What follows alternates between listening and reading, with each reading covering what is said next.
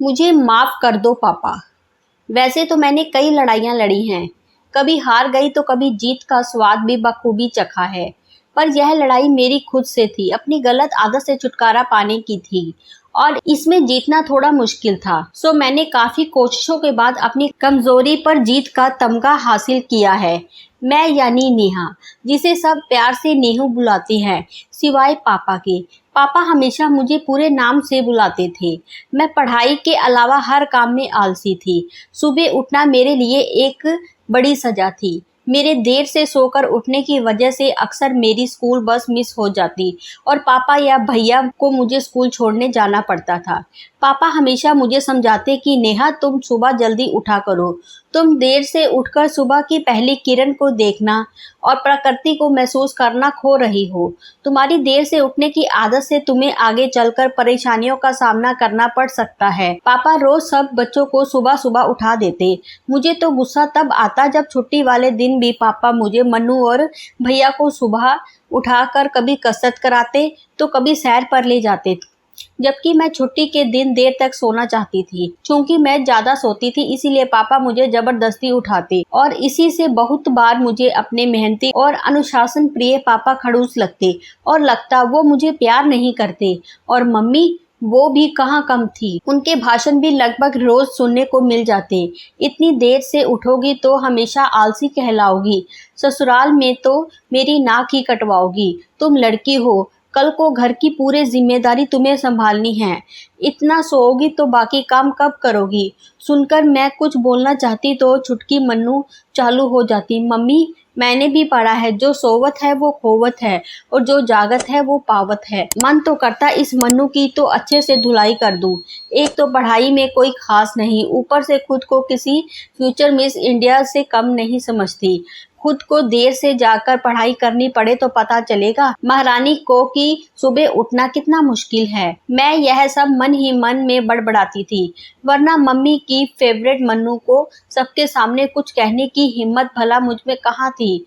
मन्नू के बोलते ही फिर भैया को भी मौका मिल जाता। पिछले जन्म में तू कुंभकर्ण रही होगी। फिर सबके एक साथ ठहाके गूंजते और मैं रोने को हो जाती। अब मेरी नींद सुबह नहीं खुलती तो इसमें मेरा क्या कसूर। पर यह बात मैं इनको नहीं समझा सकती थी ना, कि मुझे पूरी रात जगवा लो, चाहो तो पत्थर तुड़वा लो, कुआं खुदवा लो, पर सुबह जल्दी नहीं उठा जाता था। पापा हम तीनों भाई बहनों को हमेशा समझाते कि सुबह उठना सेहत के साथ मानसिक विकास के लिए भी कितना जरूरी है।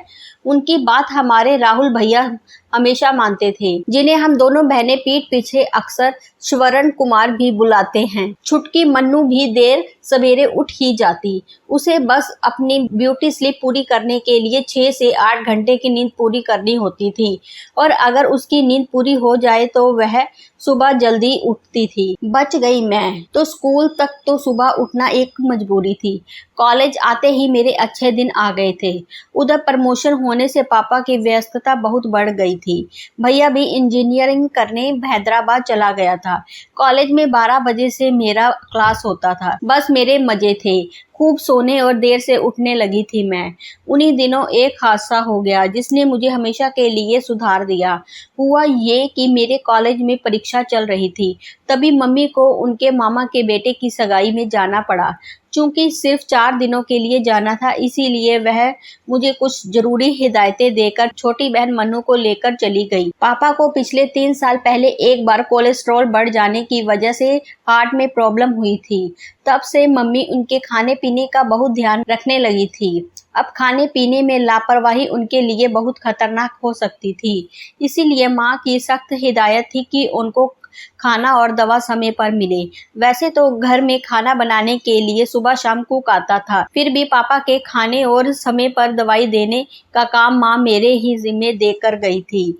पापा सरकारी नौकरी में थे और उनका इंस्पेक्शन होने वाला था, इसलिए पापा माँ के साथ नहीं जा सके थे। उनके जाने के बाद घर एकदम खाली खाली सा लग रहा था। चूंकि मुझे पढ़ाई करनी थी, इसीलिए मैं व्यस्त हो गई। इसके अलावा मुझे इस बात की खुशी थी कि बिना किसी रोक टोक के सुबह देर तक सो पाऊंगी। एक दिन रात में पापा काफी देर से आए और उनकी तबीयत भी कुछ ठीक नहीं लग रही थी। पुलिस की नौकरी में वैसे ही कभी कभी खाना पीना सही समय पर नहीं हो पाता है, इसीलिए पापा की तबीयत उस दिन कुछ ठीक नहीं थी। मुझे आज भी वह घटना याद आती है तो मैं सिरहर कर रह जाती हूँ। सुबह के 9 बजे थे कि कॉल बेल की आवाज़ से मेरी नींद खुल गई। मैं अभी कच्ची नींद में थी। फिर यह सोचकर आलस कर सो गई कि पापा खोल देंगे। जब थोड़ी देर बाद कॉल बेल दोबारा बजी और पापा ने नहीं खोला तो मैंने आंखें मलते हुए दरवाज़ा खोला तो सामने शांताबाई खड़ी थी। मैं दरवाज़ा खोलकर दोबारा बेड पर लेटने ही वाली थी कि काम वाली की तेज़ आवाज़ आई। वह मुझे बुला रही थी। मैं हड़बड़ाकर उठी। आवाज़ पापा के कमरे से आ रही थी। मैं दौड़कर पहुंची तो पापा ज़मीन पर लेटे हुए थे। मुझे कुछ समझ नहीं आया। मैंने उनको हिलाते हुए आवाज़ लगाई, पापा पापा उठिए, आप नीचे क्यों सो रहे हैं? उस वक्त मुझे कोई होश नहीं था कि मैं क्या बोल रही हूँ। आनन फानन में शांताबाई के साथ पापा को लेकर हॉस्पिटल गई। सरकारी महकमे में होने की वजह से उन्हें अस्पताल में तुरंत एडमिट किया गया। पापा को तुरंत आईसीयू में ले जाया गया। वहां मैं डॉक्टर वर्मा को अच्छे से जानती थी। वह इमरजेंसी में बैठते थे और कभी कभी घर भी आते थे। मैंने उन्हें देखते ही पूछा कि पापा को क्या हुआ है। बोलते हुए मेरी आवाज़ इतनी भरा रही थी कि मेरे मुंह से शब्द ही नहीं निकल रहे थे। डॉक्टर वर्मा ने जो बताया उसे सुनकर मेरे दिमाग ने काम करना बंद कर दिया। उन्होंने बताया पापा को हार्ट अटैक आया था। थोड़ी देर में फार्म भरते हुए मेरे हाथ थर-थर कांप रहे थे। जब मैंने फार्म पर यह लिखा देखा कि जिसमें लिखा था कि अगर ऑपरेशन के दौरान मरीज की जान चली जाती है तो अस्पताल या अस्पताल प्रशासन उसके लिए जिम्मेदार नहीं होगा। उस फार्म पर साइन करते हुए मेरे हाथ के साथ मेरा दिल भी थर-थर कांप रहा था। कहीं पापा को कुछ हो गया तो। किसी तरह फार्म भरा, फिर अस्पताल के फ़ोन से नाना जी और भैया को फ़ोन किया। वो 2 घंटे मेरे लिए बहुत ही कठिनाई भरे थे। जब तक पापा का ऑपरेशन चलता रहा मैं लगातार कांपते होठों से हनुमान चालीसा पढ़ती रही। पूरे 2 घंटे बाद मैंने सुना डॉक्टर वर्मा कह रहे थे, तुम्हारे पापा अब खतरे से बाहर हैं। थोड़ी देर में तुम उनसे मिल सकती हो। मैं पापा से जब मिलने गई तो वह कुछ बोल नहीं पा रहे थे। बस मुझे देखकर आंखों से ही आश्वस्त कर रहे थे कि मैं अब ठीक हूँ। दोपहर तक मम्मी भी आ गई थी और शाम तक भैया भी आ गए थे। पापा जब थोड़े सामान्य हुए और हॉस्पिटल से डिस्चार्ज होकर घर आए तब उन्होंने बताया कि उस दिन सुबह उठते ही उन्हें सीने में दर्द और जलन महसूस हुई जो बाएं तरफ से होते हुए बढ़ गई। चूंकि उनको पहले भी दिल के दौरे का अनुभव हो चुका था इसीलिए वह समझ गए कि इस दर्द का संकेत किस तरफ है। हमेशा उनकी दवाइयां दाहिने तरफ के ड्रॉर में रखी होती थी। उस दिन मम्मी नहीं थी तो पापा बेड के बाएं तरफ ही सो गए थे और जब उनके सीने में तीव्र जलन हुई तो दवा वाले रैक तक उनका हाथ नहीं पहुंच पा रहा था। इसीलिए उन्होंने मुझे आवाज़ लगाई। दर्द बढ़ता जा रहा था तो उन्होंने किसी तरह खुद को संभालते हुए मुझे फिर से कई आवाज़ें दी, पर मैं कैसे सुनती, मैं तो सो रही थी। मैं सुन नहीं पाई और फिर पापा बेहोश हो गए। मुझे यह सुनकर बहुत अफसोस हो रहा था। लग रहा था ओह, उस समय दर्द के वक्त पापा ने खुद को कितना असहाय महसूस किया होगा। मैं घर में थी पर उस वक्त उनके पास नहीं आ पाई जब वह दर्द से तड़प रहे थे।